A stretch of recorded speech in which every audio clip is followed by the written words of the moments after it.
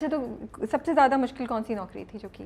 सबसे ज़्यादा मुश्किल नौकरियां तो खैर मैं बचपन में से ही करते थे ना, घर में जैसे माहौल होते थे, बड़े भाई थे वो जहाँ काम करने जाते थे तो वो साथ चले लेके जाते जाते थे थे। आप? हाँ, उनके साथ पार्ट टाइम छोटे मोटे काम करके कभी कभी 20-30 रुपए मुझे दिहाड़ी मिलते थे दिन में, उनको जमा करके मैं कैसेट्स लेता था। मेरे पास एक वो क्या कहते हैं, कलेक्शन है पूरी आपके हाँ, पास कैसेट्स एक की? बड़ा डब्बा होता था, उसमें सिर्फ कैसेट्स वगैरह होते थे मेरे पर्सनल। कोई हाथ नहीं लगाता था उनको, बस वही एक समय हुआ? मेरे खाना होता था वो। हाँ। हाँ, बहुत सुनता था कभी म्यूजिक किसी ने दिल हाथ से। लगाया तो कुछ हुआ घर में? हाँ, फटा घर पे वो होते हैं ना, हाँ। होते हैं ऐसे हर घर बहन भाई, में। छोटे हाँ बहन भाई तो हाँ, होंगे ना बड़े आपसे जो बड़े करीब हैं। बड़े हाँ। होते थे, छोटा मैं सबसे छोटा मैं होता था ना, कोई तो सुनता नहीं था मेरा। लेकिन जब म्यूजिक के बारे में बात आती थी तो मैं जिन बन जाता था। हाँ, फिर डरते थे कि इसका ये हाथ नहीं लगाओ, ये बहुत ये करेगा वो करेगा। तो घर वाले सपोर्ट करते थे कि म्यूज़िक की तरफ जा रहे हैं, कुछ कर नहीं रहा ज़िंदगी में और काम, या सब सही था? सब नॉर्मल था। ये अच्छी बात थी कि वो उन्होंने रोका नहीं मुझे, ये नहीं रोका कि मत करो। मैं हमेशा अपने दुनिया में मस्त रहता था, कहीं गा रहा हूँ, कहीं पता नहीं कहाँ गा रहा हूँ, कहीं कौन सी जगह पे मैं गा रहा हूँ, कहीं कहाँ नज़र आ रहा हूँ। सबसे ज़्यादा नौकरी मुश्किल ये लगी कि वो घर बनाते हैं ना, वो मजदूरी वाला काम, वो हम क्या ईंट क्या कहते हैं उसको ईंट और सीमेंट होता है हाँ, वो उसका, वो सीमेंट उठा के के। साथ, हाँ, वो उठा के। एक दो दफ़ा मैं बहुत बीमार हो गया। वज़न उठाना बड़ी बात है ना, छोटी, मैं छोटा होता था लेकिन करना पड़ता था। तो इसी तरह मुझे म्यूज़िक के कुछ चीज़ वगैरह लेने होते थे या सुनना होता था। सुनने को पहले कैसेट्स वगैरह लेने पड़ते थे, फिर सीडी का दौर आया, वो थोड़ा महंगा था।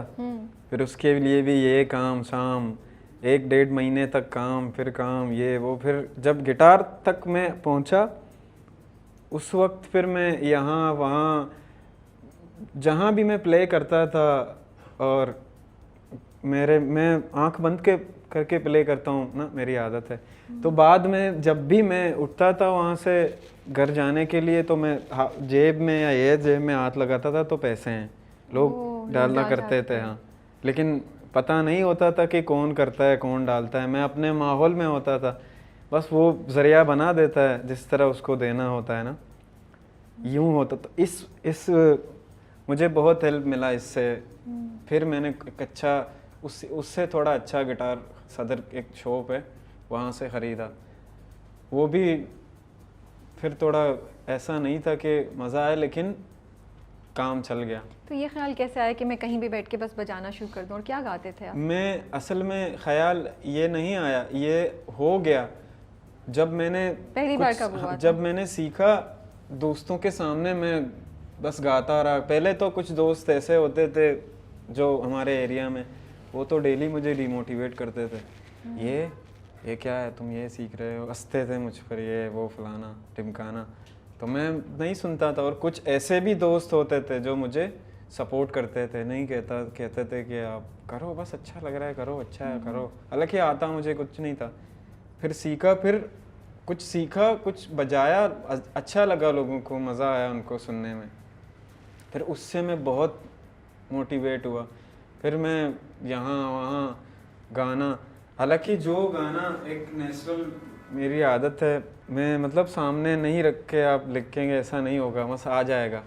अभी आप गिटार लाओगे तो आ जाएगा, कुछ भी स्टार्ट कर देंगे हो जाएगा। और ये नहीं पता आपको कि क्या हाँ, करें, क्या करना है। ये भी हम अभी करते हैं। तो फिर आपने ये उर्दू लिखना, उर्दू को इतना बेहतर समझना, ये कैसे हुआ जब आप स्कूल भी नहीं गए हैं? ये यूँ हुआ कि मैंने मेरे बड़े भाई शायर थे, उनके बुक्स वगैरह ये वो लेके मैं जाया करता था दोस्तों के साथ। उनको भी कभी कभी पूछा करता था। वो ऐसा नहीं है कि वो मुझे पढ़ाई करने नहीं लेके जाते थे, मेरी ज़िद यही थी घर में कि जब तक अम्मा नहीं आएंगी मैं किसी की कोई बात नहीं सुनूंगा। लाडले थे आप? हाँ, मैं उनके बगैर नहीं होता था, लेकिन वक्त ने सारा कर दिया। फिर ये ज़रा हो गया यहाँ से, फिर मैं अपने अना में आ गया था कि मैं नहीं चाहूँगा, नहीं करूँगा कुछ भी, लेकिन जुनून था कि पढ़ना है, लिखना है।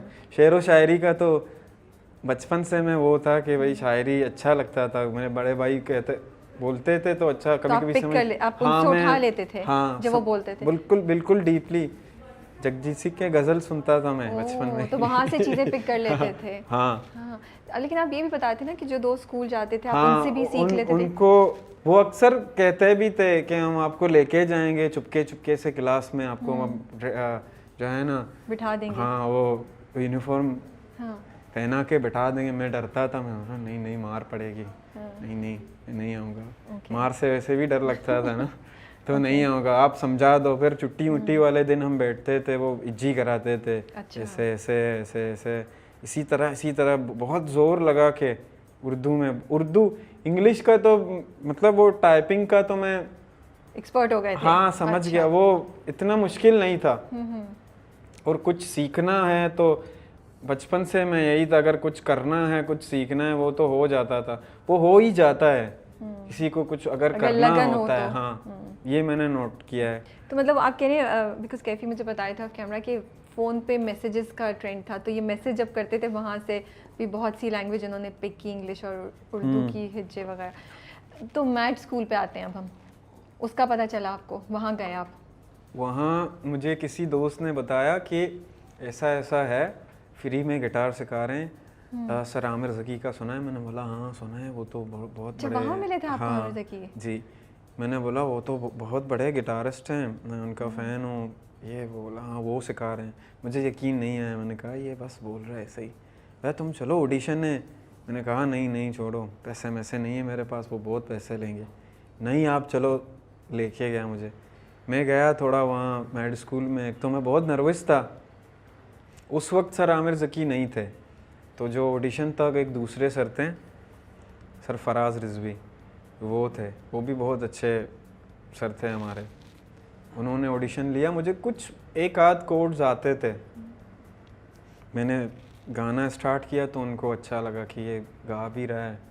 तो हालांकि 2-3 महीने गुजर चुके थे उस कोर्स के। वो लियारी के कुछ बच्चों को फ्री ऑफ कोर्स सिखाते थे, इसी तरह कोई एक प्रोजेक्ट था उनका। लेकिन वहाँ भी बहुत यादगीर मेरा वक्त गुजरा है। मैं तो वहाँ बहुत कुछ सीखने गया था और बहुत कुछ सीखा वहाँ से।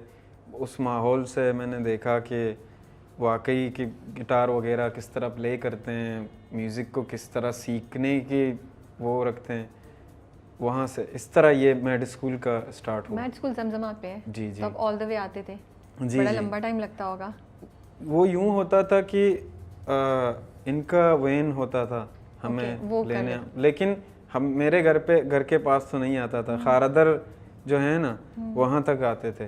तो यहाँ से घर से खारदर हम पैदल में जाया करता था, कभी कभी पैदल। एक दफ़ा बस एक पहले में जब पहला मुझे बुलाया था, दूसरे में तो गलतफहमी ये हो गई थी कि मैं समझा था 2 बजे गाड़ी निकलेगी, मैं लेट हो गया था। ये गलतफहमी हो गई थी, मैं गाड़ी निकल चुकी थी और मुझे फिर फ़ोन आया कि आपको तो आना है, आपका एक छोटा सा परफॉर्मेंस है, आप सेलेक्ट हो चुके हैं, आपको लोग सुनने आ रहे हैं, ये वो, आप अभी से ये वो। ऐसा हुआ। मैंने बोला अभी तो जाना है। मैंने फ़ोन किया, संडे का दिन था, फ़ोन किया कुछ दोस्तों को, दोस्त घूमने गए हुए हैं सारे। ऊपर से जल्दी में मैं निकला। अक्सर मैं निकलता हूँ, मुझे कुछ पैसों की ज़रूरत नहीं होती थी, मतलब हो जाता था, कोई वो नहीं होता था, खाना शाना मिल जाता था, ये काफ़ी होता था, बाकी कुछ नहीं चाहिए था ज़िंदगी से। वो मिल रहा है खाना वगैरह, ये होता था। तो किराया वगैरह नहीं था मेरे पास। मैंने फ़ोन भी खूब किए, दोस्त बहुत दूर है। फिर इसी तरह पैदल काफ़ी देर लगी मुझे वहाँ पहुँचने में। मैं पहुँचा भी एक खस्ता हालत में। हाँ, एक मैंने रिस्क लिया था बस ये। वाओ, कितनी देर लगी आपको पहुँचने में? 2 मुझे घंटे? 1.5 घंटे, 1 घंटा 40 मिनट शायद, ऐसे ही कुछ लगा। मैं बहुत स्पीड में ये वो, इतना अगर हम मतलब देखना चाहें इतना तो दूर नहीं है। जो रेगुलर पैदल आता जाता नहीं है, कोई स्पोर्ट में नहीं है, उसके लिए वाकई बहुत मुश्किल है। 1.5 घंटा और मेरा इसलिए मुझे कोई प्रॉब्लम नहीं हुआ, क्योंकि मैं हर जगह पैदल जाया करता था। मुझे वॉक करना बहुत पसंद है अभी भी। अभी तो खैर कुछ अलग सीन है, लेकिन मुझे बहुत पसंद है।